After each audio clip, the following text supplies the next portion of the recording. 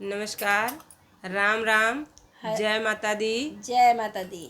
बोलो शेरा वाली मैया की जय। आप सभी के लिए प्यारा सा भजन, देवी गीत, पचरा गीत आप सुनिए और आनंद लीजिए। इसका कमेंट बॉक्स में बताइए कैसा है गीत। सुनिए। सोवत मैया के जगाई कैसे, सोवत मैया के जगाई कैसे, बिना की है दर्शनवा घर जाई कैसे, बिना की है दर्शनवा घर जाई कैसे।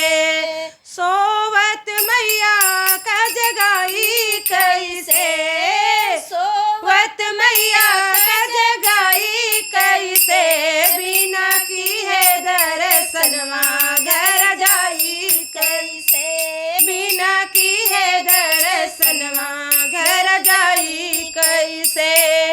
टीके वाले आई मैं बिंदिया ले आई, टीके वाले आई मैं बिंदिया ले आई, मंगिया में सिंदूरा लगाई कैसे मैया, मंगिया में सिंदूरा लगाई कैसे, बिना किए दर्शनवा घर जाई कैसे, बिना किए दर्शनवा घर जाई कैसे। सोवत मैया का जगाई कैसे, सोवत मैया का जगाई कैसे, बिना किए दर्शनवा घर जाई कैसे। चूड़िया ले आई मैं तो कंगना ले आई, चूड़िया ले आई मैं तो कंगना ले आई, हथवा में मेहंदी लगाई कैसे मैया, हथवा में मेहंदी लगाई कैसे, बिना किए दर्शनवा घर जाई कैसे, बिना किए दर्शनवा घर जाई कैसे।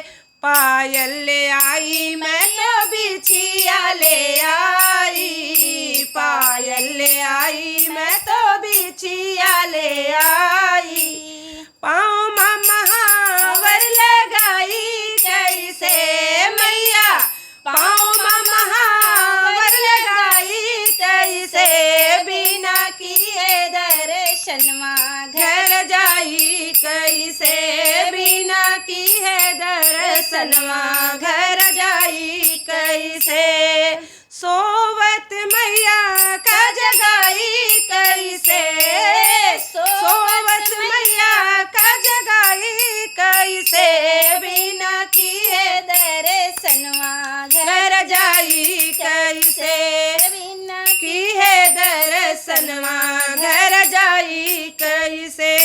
लहंगा ले आई मैं तो चोलिया ले आई, लहंगा ले आई मैं तो चोलिया ले आई, अपनी मैया को चुनरी उड़ाऊं कैसे मैया, अपनी मैया को चुनरी उड़ाऊं कैसे, बिना किए दर्शनवा घर जाऊं कैसे, बिना किए दर्शनवा घर जाऊं कैसे।